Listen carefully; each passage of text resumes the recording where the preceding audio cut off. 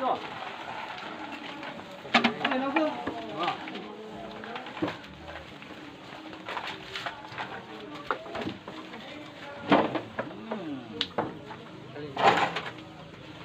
Ngay kia đi chia tôi à.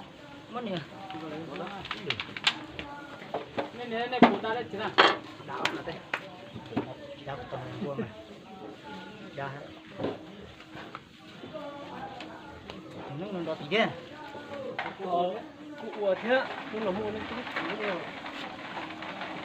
cũng nhiều. Thì có vẻ sức to nha. Ủa thế á? Cái nhỏ à cũng nó rồi chỉ hù khi Mua thế là cả cái này mua thế à? Cái cổ nó nè.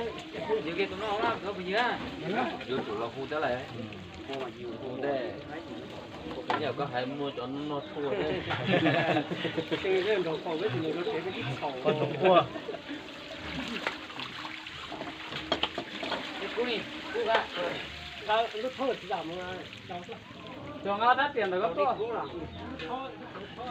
Mình để đi nè, phụ hơi dầu chứ không? Dầu này thì có này đâu. Dầu nó chỉ ho, xịn ho, chứ lắc đầu. Nó chỉ. cái chèn vuông họ đi ngồi lên Rồi lo mới chỉ chứ nó phải. Quay đừng có đi. Tránh cho cái tiền bắt của là. Có cái một xét từ đây không có giờ. đi à tao dụ quá thì lỡ họ ơi dụ không mua đã dụ chưa thì lỡ cứ rồi mà Giờ gì chứ những cái gì ở quá thì chứ. thế này nhìn nó lỡ mà chạy ô tô này Nó còn lúc đá cơ. chạy trên chạy từ tí mất cho đời chạy vô có chừng đó chừng này Có phải không? Ai? Sao thì Sao chứ phải chết đâu á? thì cả đấy bây giờ nó tao chạy rồi mà nó cả tôi đi mình phải nuôi cháu vào lúc này. nó thiết chị ấy chỉ nó đi Rồi.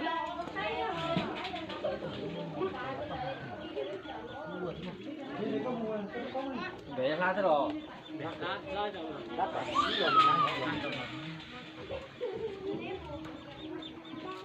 Lò mắt cho lo. Cái khó tao nó thế nha. Với cái phủ tao nó. Cái trâu nó cứ thế nhau. giờ thì cơm đêm đâu mà lát của nó Đây nó có rồi. cháu này nhau lớn này to đi chỉ lớn nhau cháu thế Nó ăn trên bán lo luôn cả. để nhiều cua dùng đi cái gì sao cho này Chỉ đúng chỉ nhá có ý nhiều con chán nữa Đừng buồn tới chậu. có nhiều con nhát này chú à Có tiền có con. đây hiện tại tôi dùng Ê, đất thử chứ, ba mươi một cái đấy là cái cho là không ai chân, chỉ đấy mà lo. Nhưng mà chỗ này cái rồi bây giờ tôi thích đấy. Rồi nên là vào sáng. tôi chết chín đi thỏ nó tao à Thì nó to. tao bây giờ Tôi một thỏi thì thế đó mà chưa tao một sốc nữa. Ủa thỏ tôi biết tao lo thế nào. từ tôi thỏ đấy Phải không nào ta? nên đâu Lo làm gì? lo gì á Lo là gì thì mà nên làm gì cũng mà lý sai. Thỏ cái chó to này chứ. Chó lo cái lo đấy. Thỏ cái liên mà. Chủ tôi sẽ đấy. Tôi lo đến gì bé con đó. Lúc lo con đó lúc cái họ nói mà tôi nói nó. lo gì Sao con đỡ không? Đỡ có sức tiền mà bé tao mà nó linh bị tới chỉ tao mà. Chứ mà giờ tới mà thỏ thanh thỏ tôi lo đó. Tôi lo cái thích bây giờ xem một tí tem trái chẳng chỉ tao mà tôi lo tôi mẹ cũng chơi Tôi gặp lâu đâu rồi?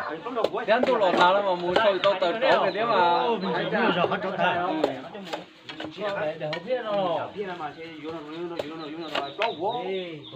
Lấy cho đẹp biết không? Đẹp biết mà thấy à? Lại cho phải rồi. đây cho mình lát À, tao ra hết ta hãy trả lời đi. Số là số tiền vậy. Lại kia cho nó Cái cái chuyện cũ ra. Tới kia còn tiền nữa rồi. Thiếu cố quá rồi. Nó tới chứ à? Lại kia nó đi. yo có tao sao Lại tôi cũng đồ ha. chỉ yo có tao sao Cú gì? Nếu làm đồ ra tao mới lấy nha. Một đồ nữa thua. Giá không nữa này tôi cũng rồi. Mà ta hãy trả lời đi rồi. Nó còn mấy cái con ha. mua ra cả Này cũng mua ra giá. Dia cho tê tao cơ. thế cho con tao mà buồn mà ta nó Dia tê tao quá. còn cái bên này có đấy tao bên đây có tụi lo bên chưa Về cái có lâu khó là mua bằng về cái chỗ có cái gì cũng hay. đây có tụi lo tụi ta kia nên đây lo Người cái bom này thì in chỉ cho tao mà gác cái tụi bộ cây hết rồi đây. Kia đi ai cho sáng không.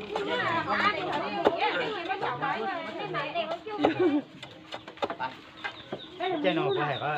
Chơi dùng cua. Đây dùng cua mà phí đi thì có một chả nó có tôi cái là phóng thẳng thôi. Con gạt thì là giờ chỉ có chừng khởi gì tức cái đó là nó con khởi tôi mà.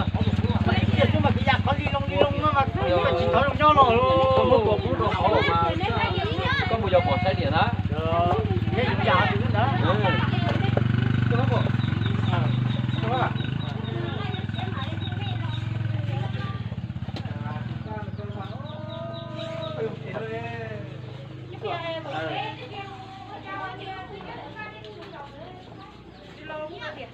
Cái lá to lầu rồi.